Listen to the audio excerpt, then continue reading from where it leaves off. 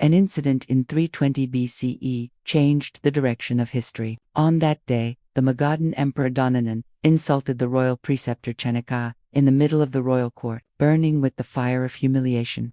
Chanakya left the court and took an oath that he would not rest until he reduced this empire to dust. Filled with anger and insult, he was leaving the capital when he saw a group of children playing along the road. Among them, one boy was different. In his eyes was extraordinary brilliance and a natural sense of command. While playing, he became the king, and before him a child was brought accused of stealing food. The child king declared, "Whip this criminal 5 times. Then, after pausing for a moment, he said, "And give me 10, because when hunger in the kingdom becomes so severe that someone is forced to steal food, then the fault does not lie only with the people, but with the king as well." Hearing such profound sense of justice, Chanakya was stunned. He immediately went to the boy's home and pleaded with his mother to allow him to educate the child. After some thought, the mother gave her permission. The very next day, Chanakya took the boy to his guru. Years later, that same boy became the cause of Dhananand's downfall and initiated the beginning of a new era on this very land. That boy was Chandragupta Maurya,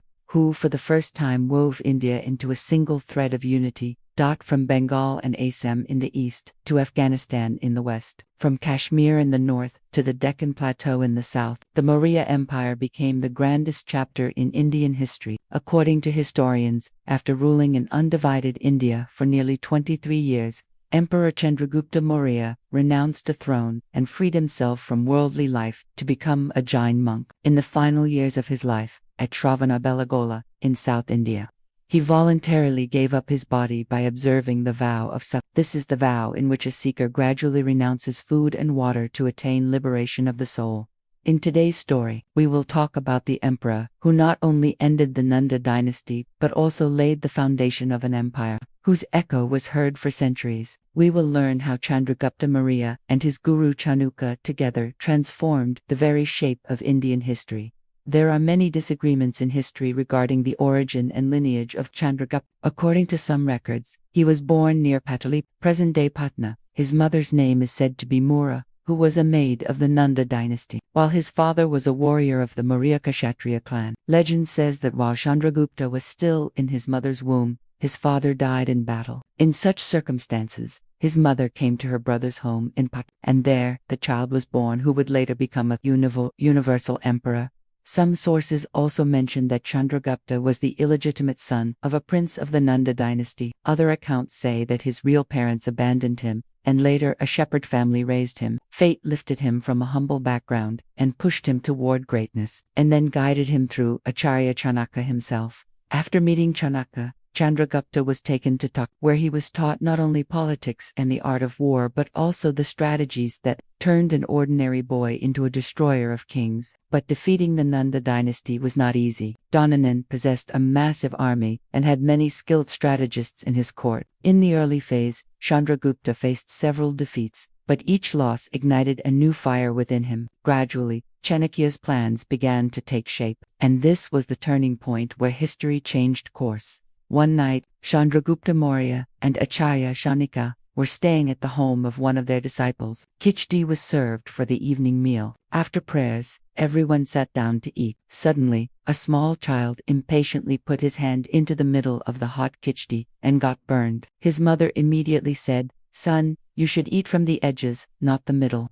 Chanakya paused at this simple remark. After a moment of silence, his eyes lit up as if he had discovered a profound secret. He realized that they too were making the mistake of attacking the Nanda Empire from the center. Just as the child was burned by placing his hand in the middle of the khichdi, Chandragupta was being defeated by directly attacking the Nandas. That night, Chanakya completely overturned his war strategy. He explained to Chandragupta that instead of entering the lion's den, it was better to first cut off its claws. The next day, they planned to either ally with smaller kingdoms or conquer them one by one. Around that time, an opportunity arose in northwestern India. Alexander had retreated, and the governors he left behind had declared themselves kings. Chanakya saw this as the right moment. Chandragupta formed alliances with local rulers and began defeating the Greek governors one by one. Gradually, he established control up to the borders of Punjab and Magadha, the most suitable point from which to overthrow the Nanda Empire.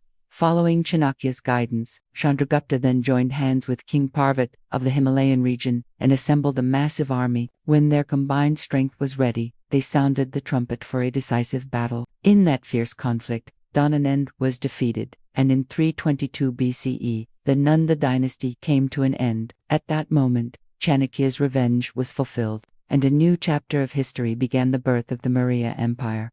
But this was only the beginning. Chandragupta Maurya not only laid the foundation of the empire, he expanded it as well. He was not just a warrior but an exceptional strategist. His army included specially trained soldiers as well as an intelligence network that kept watch on enemy movements. Because of this, the Maurya Empire expanded rapidly. After securing Magadha and its surrounding regions, Chandragupta defeated foreign powers like Seleucus Nikator and incorporated vast northwestern territories into his empire. For the first time, India stood united under a single banner, driven by the ambition to expand the Magadhan Empire.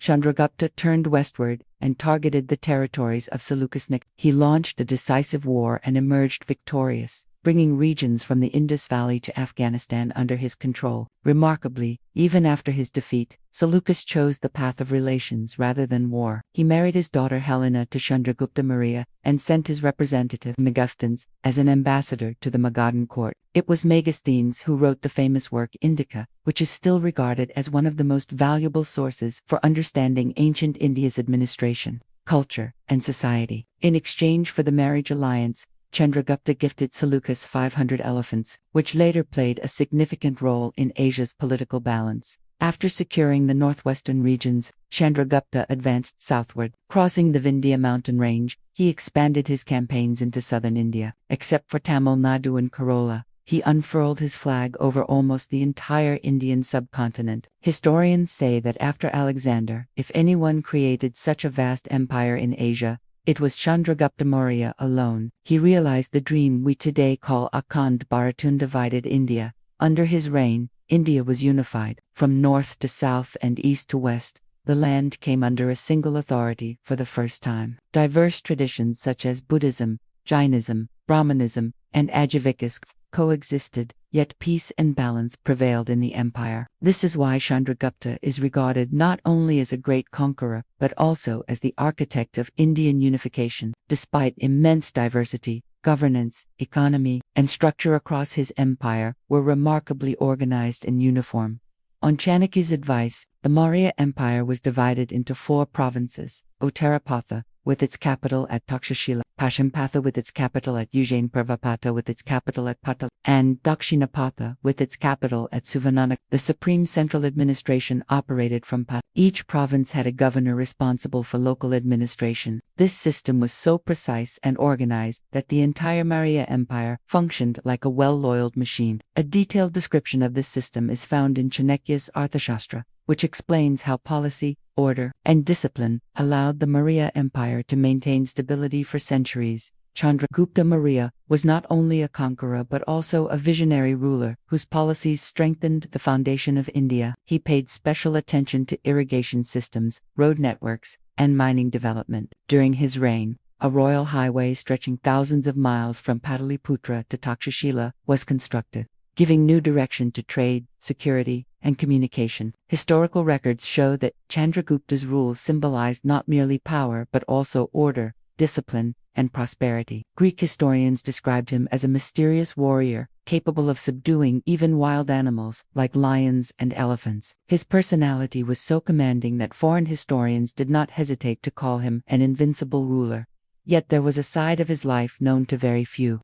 A side connected not to power, but to pain. He deeply loved his first wife, Queen Dadara, and their life was happy. But fate took a tragic turn. According to Chanakya's policy, a small amount of poison was mixed into the king's food daily to build immunity against assassination attempts. One unfortunate day, the pregnant Queen Durdara consumed the food prepared for the king. By the time Chanakya learned of it, it was too late to save her life. However, the heir of the Maurya dynasty growing in her womb could still be saved. It is said that Chanakya immediately cut open the queen's abdomen with his sharp knife and